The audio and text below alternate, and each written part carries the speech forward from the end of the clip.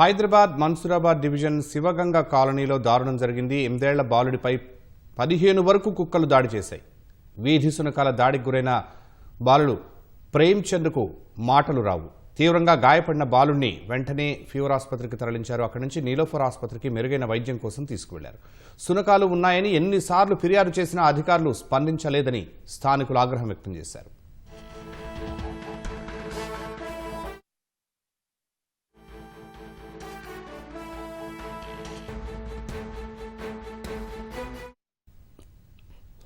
Hyderabad Mansoorabad division Sivaganga కాలనీలో దారుణం జరిగింది.